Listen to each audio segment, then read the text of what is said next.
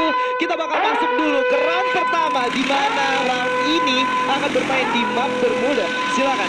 Alright, let's go Bapak Pilot dan juga tim burung kesayangan kita semua akan coba langsung melihat saat lagi ke arah shipyard dan juga Mars Electric di sini sudah terlihat pesawatnya dan udah ada yang turun sekitar 5 tim. biasa. Louvre seperti biasa bakal menguasai daerah shipyard sendirian, sementara ada Aero yang pulang ke rumahnya di daerah Mil, ada Onyx yang main ke arah Pick juga, sementara First Rider bakal ditemanin oleh tim DG di seperti sini. biasa, First Rider turun daerah Pick di mana biasanya bertemu sama DG Esports. Tapi kali ini DG Eternal yang menggunakan pet dari DG Esports itu sendiri ya. Betul. Sementara itu Dranix di sini bakal kedatangan tamu sepertinya, atau setidaknya dari tim SAS mengetahui dari Clock Tower ada orang, dia bakal masuk ke Ring 6 Village. Alright.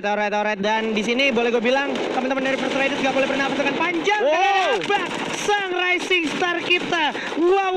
Sudah berhasil mendapatkan satu orang. Rahmat pun berhasil mendapatkan ombak. Coba dihabis begitu aja Fori dengan satu famasnya. Di samping masih ada Souza dan juga Joker bersiap untuk melantahkan para pemain dari DG Eternal. Tapi First Riders di sini tidak bisa bernapas karena memang posisinya sulit. Abak pun udah berlangsung mencoba eksekusi Darko. Dimana Rahmat pun udah langsung terculik, terkenockdown. Coba langsung jatuh. Satu orang Abak udah bakal knockdown. Joker udah kehilangan dua temannya. Sedikit lagi dan ternyata DG Eternal. Nice one dari Souza dan juga Joker, kerjasama yang sangat baik. Satu clutch moment yang ditunjukkan oleh Joker bener-bener gila banget, dimana dia langsung masuk nge-rush gak pakai ragu, nge-knockdown satu orang, di follow up oleh Souza dari kejauhan menggunakan MP40 sampai akhirnya 4 orang bisa dimakan oleh 2 orang Souza dan juga Joker. Gila. Ini bener-bener tempo yang sangat tinggi ditunjukkan sama teman-teman kita yang memang lagi berusaha sama-sama lagi pengen cari poin gitu Pak ya. Iya. Untuk climb up ya. Untungnya tadi nggak ada percikan third party yang datang dari Onyx ya kan. Dan momen pentingnya adalah ketika tadi Joker masuk ke dalam, dia bisa langsung knockdown orang. Benar. Itu adalah key momennya. Ketika dia gagal di situ, gue yakin 100% mereka nggak bisa membalikan keadaan seperti tadi sih. Iya. Karena emang awalnya sebenarnya mulai dari misplay seorang Rahmat yang terkena knockdown duluan, sehingga itu kayak merubah tempo banget dari timnya, apalagi di dalam bangunan gitu kan. Ruangannya sempit dan shotgun itu mungkin lu menang dari segi range, tapi dari MP40-nya Joker itu bisa gue bilang pemanfaatan posisinya juga sangat baik ya. Iya, bagus banget ya dari segi positioningnya. Dan gue mau bahas juga ketika lu memutuskan untuk turun di early game di tempat pick yang dimana bisa gue bilang pick itu kayak tier lootingannya itu bisa gue bilang C, kecil banget, rendah ya. Jadi odds lu buat dapat senjata tuh bakal kecil banget. Nah, ketika ada 2 tim yang turun secara langsung di sana, gue yakin tim yang memegang senjata jarak dekat lebih dulu itu chance untuk menangnya lebih besar. Yes. Jadi memang lebih ke arah kita gambling dari segi senjata ya. Dari segi senjata. Tapi kalau kita perhatikan bergerak ke arah Sentosa di mana sudah ada 2 tim seperti yang cukup berdekatan, bersinggungan dan masih saling waspada satu sama lain ya Pak ya. Ya, udah saling intip-intipan dan dari Onyx pun udah jaga step, artinya mereka udah paham dengan kehadiran dari tim Titan ya. Ya, gue pengen sedikit mention di sini Bos Titan akhirnya menurunkan roster lamanya yaitu Aimfoy, ya kan, yang setelah sekian lama kita harus lihat dia ada di bangku cadangan, tapi kali ini dia bakalan main membela Bos Titan Pak ya. Iya, kali ini dia bakal mendapatkan kesempatan untuk bermain untuk Bos Titan, di mana kalau kita ngeliat di Free Fire Master League sendiri Aimfoy cukup bersinar ya. Dan kali ini dia bakal coba untuk unjuk gigi lagi tentunya, di mana Onyx udah ditembakin begitu aja. Tapi sepertinya Lau masih bisa balik coba di grup bersama kawan-kawannya ya. Jadi akhirnya di sini unnecessary move aja dan juga lebih ke arah cupainya respect untuk ngancurin Glue ya. Iya, dan masih belum menemukan siapa-siapa di sana. Ya, karena memang dari jaraknya boleh gue bilang ini udah mulai nggak menguntungkan untuk keduanya. Kalau lo mau buang firing pun dari tadi gue lihat nggak ada lebih dari 2 orang yang pakai Laura, jadi kayak akurasinya lumayan rendah. Ya kan? Jadi ya udahlah ya gitu, ditarik aja. Dan kita ngeliat di sini setup dari kedua tim yang sama-sama menahan, akhirnya dari Onyx sendiri memutuskan untuk pulang ke arah rumah mereka. Yaitu ada Cape Town ya. Dan mereka mereka akhirnya jadi satu momen untuk paling nggak buying time nunggu si Mr. Wager-nya mereka. Yap. Apalagi kayak Mr. Wager tuh emang performnya di early sampai mid game gitu ya. Jadi memang harus benar-benar dimaksimalkan potensialnya di early sampai mid game sebelum zona-zona yang lebih kejam datang. Ya, benar banget. Karena dari Mr. Wager sendiri, kalau kita tahu cooldown-nya itu 100 detik. Yes. Artinya di zona pertama aja lu udah kayak punya 2 glue wall langsung. Betul. Itu kayak 2 glue wall tuh kayak penting banget. Yap, 2 global itu penting banget. Kayak Apalagi- lu nyari glue wall susah banget kan? Nah, itu dia. Terus kayak lu nggak banyak melakukan pergerakan gitu. Iya. Jadi chance lu untuk dapetin global lebih rendah. That's why sekarang ada hadirnya Mr. Wager yang mana akhirnya Mr. Wager nge-trigger kembali orang-orang untuk menggunakan Petrobo. Ya, dan dari Mr. Wager sendiri sedikit mengubah momentum gameplay dari tim-tim tentunya karena Yes. mengingat orang yang bermain di luar zona, mereka mendapatkan glue yang banyak, jadi mereka nggak ragu buat nabrak ke dalam zona langsung. Iya, udah main di luar zona, Betul. punya global banyak, ditambah Mr. Wager, Yes. ditambah Robo, itu pas ketika masuk ke dalam zona, Kuat itu banget. udah nggak perlu khawatir gitu ya. Ibaratnya lu punya tembok Cina yang ngelindungin lu gitu. Waduh, tebal sekali. Tapi kalau kita perhatikan kali ini, Louvre yang sudah puas di area CPR akan sedikit melakukan pergerakan juga nih dari Ya. Louvre King-nya. Di sini cukup unik setup yang dimiliki sama IOG. Gimana IOG sendiri setelah puas melakukan looting di daerah observatory, akhirnya mereka narik ke daerah atas dan berhasil. Mereka nggak fight early dengan musuhnya ya. Yes. Mereka benar-benar lebih ke arah mencari informasi semaksimal mungkin, namun dengan chance yang semini mungkin untuk di-track sama musuhnya. Betul, karena resource dari observatory sendiri seperti yang kita ketahuin ya, bisa dibilang high tier lootingan. Oke. Jadi harusnya satu aja itu udah cukup untuk satu tim. Benar. Satu tempat, Satu kecuali tempat dibagi dua observatory ya. Yes, karena lootingan dari observatory mirip-mirip dengan clock tower, tapi masih lebih banyak observatory sih. Ya, lebih ke arah jaraknya juga sudah lumayan berdekatan Betul. gitu kan. Jadi memang Lootingnya lebih observatory lootingnya lebih cepat dan timing untuk setupnya juga boleh gue bilang harusnya lebih cepat lagi. Ya, kalau gua ngomongin observatory nih, lootingannya ingat kayak udah Ada. langsung ditembak. Iya, ada yang firing tadi karena memang lumayan bisa untuk dipanis juga. Yes. Tapi Jay sepertinya lebih unggul untuk mengelabui posisi mereka. Ya, dan bakal coba nahan dulu sampai zona pertama muncul dan bakal baca zonanya ya. Yoi, ini baru zona pertama yang baru kelar, tapi Jay di sini sudah punya 7 global. Ini dah miracle of Mr. Wager. Iya. Anjay. Aduh, ini benar-benar memang satu hal yang bisa gue bilang jadi concern juga untuk semua tim ya. Betul. Ditambah semua tim yang bermain di pinggiran itu pasti mereka nunggu zona ketiga ada di mana. gitu. Betul. Dengan adanya pembaca zona itu mempermudah mereka untuk melakukan moving dan untuk tahu kemana mereka harus mengambil keputusan berjalan. Nah, tadi gue lihat ini dia ada suara-suara tembakan yang akhirnya sudah mulai terdengar dari mana Venom. Sudah kehilangan banyak sekali health point-nya. Sisa 25 aja. Ada Alok juga udah dipencet. Tapi kalau kita perhatikan bakal coba di jump shot. Dijagain oleh Lord, bakal maju ke depan. Git dari belakang mencoba meng-cover, tapi posisinya cukup sulit karena di belakang juga udah ada teman-teman dari Guardian dengan MP40-nya. Coba lari dulu Father menggunakan launchpad. Lari, coba ditembakin. Sampai akhirnya teman-teman dari Louvre malah miskomunikasi. Jay malah balik lagi, tapi satu orangnya malah cabut, yaitu Father. So, kalau kita perhatikan juga Jay akan berjaga-jaga di arah atas, tapi harusnya akan tetap dijaga di sini dari teman-teman Islanders, guys. Iya, di sini berarti ada sedikit miskomunikasi atau memang yang ditugaskan untuk kabur itu bukan Jay. Kayak Jay bilang, "Oke, lu bisa naik atau enggak? Gue bisa naik, ya udah lu cabut, gue tahan mereka gimana pun Betul, caranya betul. mereka nggak selamat sampai di zona selanjutnya." Oke. Sebisa mungkin apapun yang dilakukan oleh Jay gitu. Lebih ke arah memberikan distraksi aja dari Betul. Jay-nya. Tapi Ya. ini dia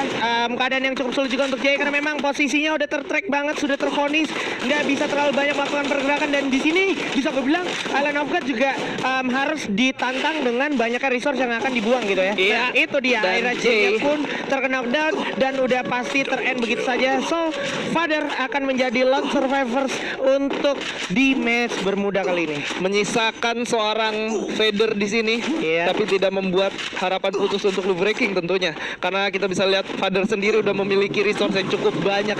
Ya. Ada 4 glue wall dan ada 8 medkit. Betul sekali. Ditambah dia pakai skill Pure Racer di sini kita bisa lihat. Dicari Pak. Itu Bion sama Hans juga menggunakan ini ya, menggunakan launchpad-nya. Iya. Dan kali ini Kit sepertinya tidak duduk di bangku pemain, ya Ya, kan? bakal Dia- nunggu dulu di cadangan sambil memberi instruksi ke player-player player ya. Oke, dan Father sepertinya akan coba dijaga dengan cukup ketat ya kan dari teman-teman Island of God. Tapi kalau kita perhatikan di sisi lain ternyata zonanya juga sudah bergerak ke arah area pick di mana ada perpecahan. Onyx Ares bakal bertemu dengan para pemain dari SES di mana langsung blind firing shoot aja dari teman-teman Onyx Ares. Langsung dengan MP5 yang masih ada not dan juga MP5 di tangan. Tapi Ais dengan M14-nya berhasil dapetin satu. Dari sini Lau juga bakal coba regroup dulu. Coba maju ke depan. Glual dipasang. 6 masih ada di tangannya. Coba maju lagi. Mencoba ngeras ke arah para pemain dari SES Saudara Esports. Para pemain dari Onyx masih mencari satu persatu di mana dia. Itu dia udah ada bara. Terlihat terdeteksi. Tapi untungnya masih bisa menghindari firing yang datang dari Ares. Iya, makro coveran yang cukup baik ditunjukkan di sana, tapi Zexia berhasil mendapatkan bara. Harus terkena di sana, menyisakan 2 orang, nggak dikasih ampun, bakal dikejar, bakal dikomit dan langsung di end begitu aja. 2 poin eliminasi buat Onyx Ares di sini. Yes, menyisakan Yamil dan juga satu kawannya lagi dari Saudara Esports bersamaan dengan Mang. Tapi masih tetap tertrack karena memang posisinya udah cukup sulit. Yamil bakalan menjadi satu distraction point sepertinya untuk membiarkan seorang Mang lari dengan bebas dan memberikan satu efek pengelabuhan harusnya untuk teman-teman dari Onyx Ares. Iya, hati-hati dari sebelah kirimu Yamil dan udah ditembakin begitu aja. Nggak worth akhirnya ketika dia melakukan split position atau ternyata ini malah menjadi peluang untuk Yamil mengelabui teman-teman dari Onyx Ares untuk langsung naik balik lagi ke arah Mars Electric. Wah, bagus banget di sini. Boleh ya? Keputusan yang diambil oleh Yamil ya. Kita bisa ngeliat gimana dia memutuskan untuk mengambil patahan yang dimana point of view musuhnya nggak bisa ngeliat sama sekali. Yes. Dia manfaatin yang namanya pegunungan, tapi di lain sisi Sesmang harus terkena knockdown lagi. Oh, ini yang tadi ya? Ini yang tadi. Ini Sesmangnya udah habis, cuman tadi dari point of view-nya Yamil tuh kayak jauh udah out of range, tapi masih kerender gitu. Sebenarnya gue sedikit kurang setuju dengan pergerakan yang dilakukan oleh Onyx Ares karena seharusnya ketika mereka nyampe di Mars Electric mereka udah punya pattern jalan yang bakal mereka ambil. Tapi dengan mengejarnya satu orang ini bisa aja menjadi turn back point buat mereka ketika mau masuk ke dalam zona udah ada yang nungguin mereka gitu. Nah, itu ya yang sebenarnya mungkin bisa dimaksimalkan lagi mungkin di ronde berikutnya ya. Betul, atau bisa jadi juga satu nilai plus karena mereka dapat poin tambahan. Nah, itu kita bisa lihat nanti ya. Nah, ternyata sudah ada yang menggunakan information box lagi di sini dari teman-teman Onyx Olympus, dari Tayo dan juga kawan-kawan ternyata sudah mengamankan area rumah labirin yang cenderung cukup krusial juga nih rumah di daerah Pik ini Pak ya. Iya. Ini benar-benar emang jadi satu ajang adu fokus juga, apalagi kalau kita perhatikan di area patahan ini yang dekat rumah beton itu udah ada teman-teman dari Dranix. Yes. Apalagi kayak di sini tuh ada Boom, terus ada First Riders juga yang masih stay di arah rumah ayam di sana ya kalau nggak salah ya. Ini harusnya zonanya ke arah Dranix sih. Dranix sama ya? Onyx harusnya ya. Harusnya. Kalau misalkan sampai ke sana tim yang di luar zona itu bakal susah banget tentunya. Yap, dan Karena patahan-patahan yang dimaksimalin hanya yang dimiliki oleh tim yang ada di dalam zona aja. itu dia. Dan ini bakal jadi satu polemik tersendiri juga untuk Onyx yang memang lagi holding position di luar zona dan sekarang udah mulai nggak nguntungin karena depan juga ada teman-teman dari Boss Titan. Dan yes, that's it. Dranix dan juga Onyx Olympus. Iya, ini tentunya memaksa tim-tim yang masih ada di luar zona untuk masuk, mengingat nyampe zona ketiga masih 11 tim dan 36 orang yang hidup. Iya. Dan tadi kalau gue lihat juga kalau nggak salah dari Straw Hat juga menggunakan satu skill yang akhirnya mulai relatable lagi. Yap. Itu ada Olivia. Karena memang Olivia juga sangat membantu banget apalagi ketika close range fight ya kan. Lu nge-revive temen lu nambah darahnya banyak banget, ditambah inhaler sama alok itu benar-benar ngebalikin keadaan tanpa lu harus menggulung medical kit. Lebih cepat untuk melakukan backup ketika sudah terkena down ya. Alright.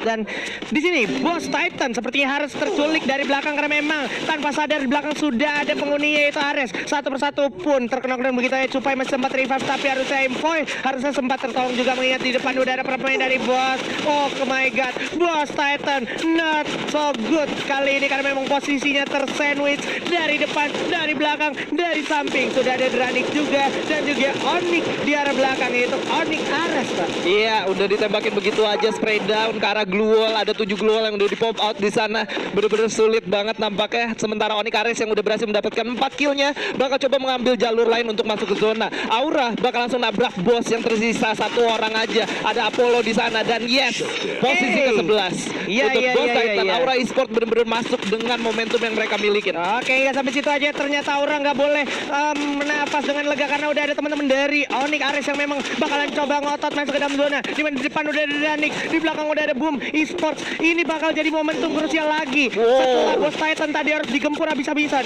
Aura Esports kali ini dengan 2 perolehan poin kill harus bertahan terus-menerus, di mana Maung ternyata berhasil dapatkan Ais menjadi 1 polemeter sendiri untuk Ares untuk masuk zona berikutnya, karena memang kalau kita perhatikan Rastis pun berada di choke point yang cukup krusial, di mana udah ada Lau juga era harus terkena dan sampai terdeteksi. Razor benar-benar tajam seperti namanya, sudah berhasil mendapatkan 1. Maung pun berhasil dapatin Zixia, tapi Amek yang bakalan eksekusi Zixia. Razor pun dapetin 1 gun, dan kalau kita perhatikan Rastis adalah orang terakhir dan Rastis tidak bisa selamat lagi, Pak. Iya, tapi killnya ternyata diambil oleh Aura semua setelah 2 orang di knockdown dari Dranix. Tapi finishing yang dilakukan oleh Aura cukup on point. Ada tembakan dari belakang dari arah Boom tentunya ke arah Aura, tapi di sini Aura udah cukup aman dengan 6 poin eliminasinya. Alright. 10 medical kit dan juga 6 glue wall yang dipunya oleh Amek, di mana jarak untuk masuk ke zona berikutnya sepertinya tidak terlalu jauh. Ini chance yang cukup besar menurut gua untuk teman-teman dari Aura, di mana kalau kita perhatikan sudah ada firing lagi ke arah Dranix. Di sisi lain tanpa kita perhatikan udah ada low breaking harus tumbang, udah ada Island of God juga bakal langsung flash begitu saja. Para pemain dari Dranix langsung dapat dulu lantakan, maju ke depan, loncat di sini Beyond dengan M40 coba melawan Razor di depan. Aura masuk dari Davis, belakang, tapi ada Aura yang perlahan pasti sneaky masuk dari belakang, loncat dijam-jatin oleh Maung, berjatuh 1 Beyond, nyisakan Rollgood. Hands juga cukup panik, ada Rollgood masih dengan 1 MP5 nya udah jatuh, di sisa Lord doang, dan dia harus posisi ke-8.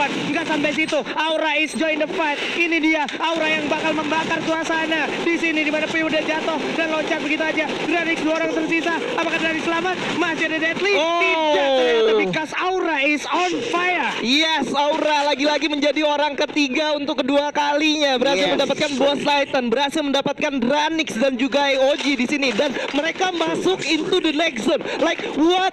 Boom di sini bakal coba untuk masuk juga, sementara di belakangnya ada Yamil yang bakal coba masuk, dan zona bakal ada di tengah-tengah open field. Ini dia Souza pun harus ke knockdown, tapi ternyata Olympus tidak terlalu beruntung karena memang udah harus tumbang begitu oleh teman-teman dari First Rider dengan total perolehan 6 poin kill. Oh, tidak sempat tertolong, langsung keburu telat, dan ada teman-teman dari Robo di sana yang cukup kejam dengan baretanya mengeksekusi habis teman-teman dari First Rider. Tersisa 3 tim kali ini, Pak. Tersisa 3 tim dengan 11 orang yang hidup. Aerowolf Pro Team masih dengan 4 orang yang tersisa. Udah ditembaki dari sebelah kiri. Aura nggak mau tinggal diam melihat Aerowolf yang bakal coba masuk ke dalam zona di sini. Oh, bahaya banget, Alcyon. Terlalu dini, terlalu berbahaya. Posisi yang cukup sulit. Masih ada celah yang bisa dimanfaatkan. Harusnya itu dia celah yang gua maksud. Bakalan diikuti oleh Aura, dan sudah 2 orang tumbang dari teman-teman Aerowolf. Cukup sulit posisinya, dan kalau kita perhatikan Bumi Sport sepertinya cukup mendapatkan keuntungan kali ini karena dia nggak perlu melakukan banyak sekali pergerakan movement, dan kita lihat mereka bakal masuk ke zona berikutnya. Ada suara kaleng yang cukup melakukan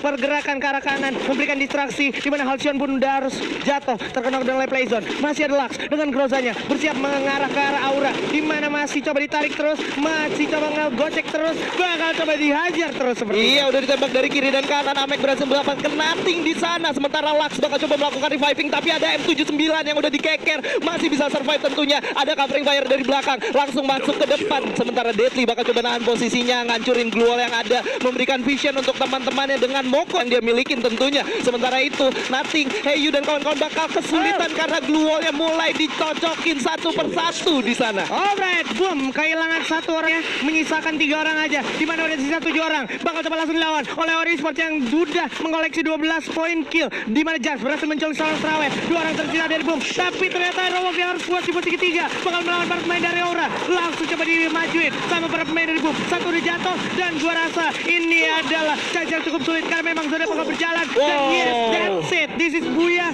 for Aura Esports. Aura Esports berhasil buya dengan poin yang cukup besar.